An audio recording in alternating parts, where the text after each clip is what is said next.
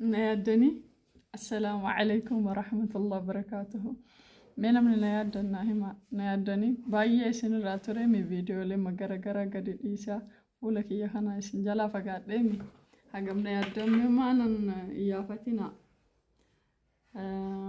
سنجل فيديو كنا نوت يدول أف شير قدا نمدو برها أجهو وأنت كدبتشو بربادي وان يرو أما كنا كانسر كودي تأي دبرتوتا كأنه هدو ركيسا جرورا دبتشو في سلام في دتورة لكن قرو أنا يوتيوب فيديو سادي ممال الرابوسه ريسكي كيس جرا نرتي شوفا جد إيه سورة إتنين كم فيني واي مورسي بادي في عملين واي دايبري دائما أسي هاسو بربادتي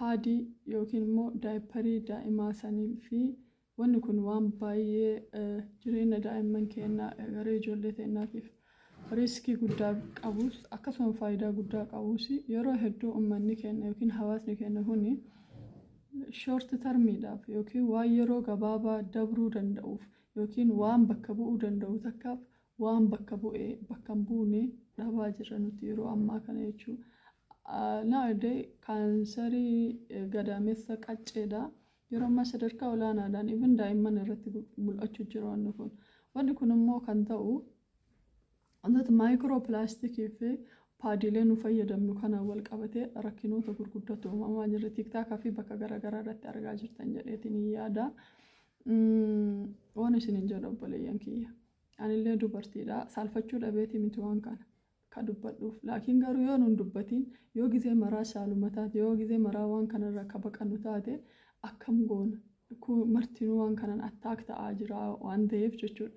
Awwalan warroonni naannaa ho'aa irra jirtanii ho'aa irra jirtan yoo dandeettan uffata akka shiitii fi wantoota garaagaraa yeroo mana jirtan fayyadamaa malee paadii osoo fayyadamuu baattanii.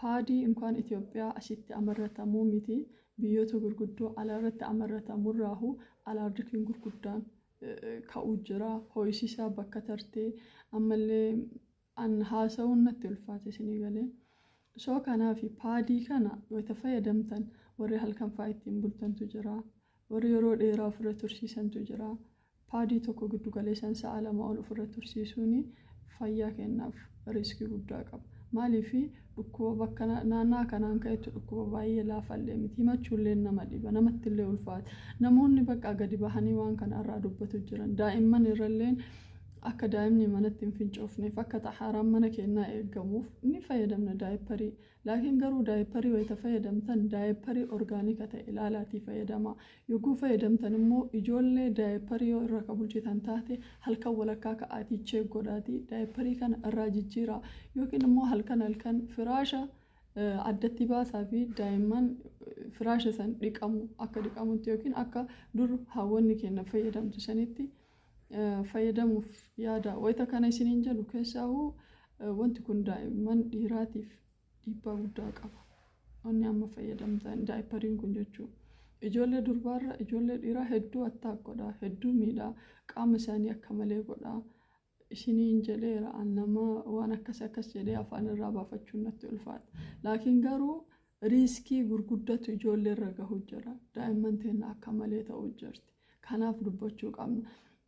paadiin qoshasha irraa dalagama obboleeyyan kiyya irra caalaan isaa jechuudha qoshasha waraqaalee ciccitaa maalii mana use and throw kana deebisanii gara paadii jijjiiruu natti fakkaata oguu maayikirooskooppii dhalaa full of dust bitiidha bakka stupid materiyaala fufukkataa waliin qabameetiin wanni kun irraa dalagama jechuudha waan kana dammoo nuti qaama keessaa qaama gartee bakka hedduu sensitiivii ta'e irratti waan kana fayyadamna kazaan alaarjikii ta'uudhaaf baay'ee olaanaadha jechuudha karra buullee dhiiga xuraadha karra buullee by itself heeyidiin hafuura qaba by itself hafuura qaba waan tokko dhiiga tokkoon heeyidii jechuuf sadii gurraacha ta'uu furdaa ta'uu hafuura wayii qabaachuudha akka nuti kitaaba keessa qaraan jechuudha soo dhiirri heeyidii kallattii saayinsiitiin yeroo takka hafuura hin qabu maal waan jedhamuun hin qaba hafuura fukkataa qaba. Garuu hafuurri isaa sun egzaajireet ta'ee bahuudhaaf qulqullina nama san irratti hundaa'a. Qulqullina nama akkaataa namni sun qaama isaa itti eegu irratti hundaa'a jechuudha. So kanaaf warroonni keessaahuu kiniinii dhalaa fayyadamanii yookiin marfee dhalaa ta'u wantoota garaagaraa pireediin isaanii tazaabba'a. Saayid effektii isaa keessaa isa tokkodha. Pireediin tazaabba'uun haga bulii 15tti turuu danda'a. Nama ji'arraa ji'atti illee irraan dhaabannee jira. Haydii miti kun garuu istihaadaa jedhama malee jechuudha. So kanaaf nama bakka waan kana malee of amanee gadi hin baanetu jira. Dubartoonni kennallee duraawwanni kun ijoollee musliimaa irratti baay'ee mul'atu. Ijoollee amantaa biraa yookiin warra surree kaa'atan surree adii fa'aa wayita kaa'atan daayiparii kaa'atanii paadii kana kaa'atanii uma heedii irrallee hin jiraatin jechuudha. Amma garuu gara kennallee dhufaa jira.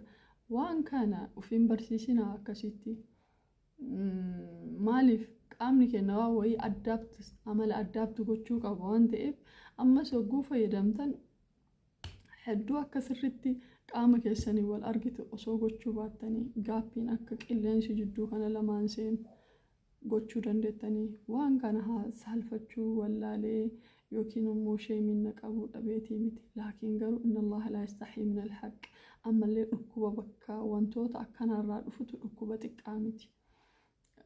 Kabbaad ነው ካንሰር ኮቪድ jechuun በጣም ከባድ ነው. dhaluu dhabuu dandeetta ulfaa'uu dhabuu dandeetta በጣም ከባድ ነው. አላርጂኪን bakka saniin ka'e taanaan ulfaataadha infekshiniin bakka sanii kanan na dubbise malee saalfachuu dhabee maal adeellam. Laakiin garuu mee hawwanni kenna laala haga waggaa 40 haga waggaa 45tti dhalan hawwanni kenna kaanu duraa haati teenya abbaan kennuu itti gaafatan waggaa 40-45 amma garuu waggaa 30tti dhaabu jiran 35 booda ilmi harkachuun ulfaataa jira 38-32 even 30 booda dubartiin ilmi argachuun carraan isii baay'ee gadi bu'aa deemaa. Kun immoo waan nu nyaannuu fi waan nu fayyadamnu kana koozii dhufe malee biological systemiin jijjiirameeti miti yookiin immune systemiin ilma namaa jijjiirameeti miti. Laakiin akkaataa nuti waan kana fayyadamnu natti fakkaata. So fakkeenyaaf amma dubartiin takka yooni waan takka ofitti hin beekne kataatu taate waggaa 30tti yoo pireediin karraa dhaabbatu taate waan takkaan alatti maalidha awwalatti dhufaa jiraate wanni kun baay'ee nama rifachiisa wantoonni akkanaa. Wayita dubbaddu waan kana waan ofii hiyyaa dhaga'ee jira namoota garaagaraarraa nama tokko miti lamaa miti namoota hedduurraa jechuudha. So kanaafi obboleeyyan kiyya wanni kun qulqullina qaama keenyaa ittiin haa'uuf nu kenname sax olalaa. Qulqullina qaama keenyaa eeguu qabaanne immoo haga manarraan bahinitti haga fagaanneen deeminitti waan biraatii waan kana waan qaama keenya hin miine maayikiroopilaastikii gara qaama keenyaatti obzarv akkan goone waan godhu carqii wantoota akka gartee xixii maalii waan kana osoo fayyadamtanii gubbaan isaa pilaastikiidha. Pilaastikii maayikiroopilaastikii jechuun immoo waan ijaan hin mul'anne gartee waan akka hurriiti በጣም ትናንሽ ናቸው. waanuma santu immoo kaanser kooziidha.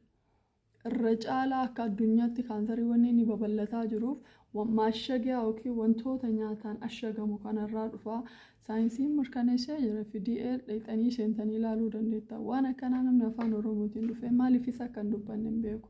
Kanaaf obboleeyyan kiyya daayiparii በጣም ተጠንቀቁ. Daa'immaniif itti fayyadamtan ispeeshaalii warri guyyaa guutuu daa'imman keessanirra daayiparii oolchaa jirtan imala xeessa akka malee godha. Kazaan wanni sun gara biraa jijjiiramuu danda'a. በጣም ነው የሚያስደነግጠው.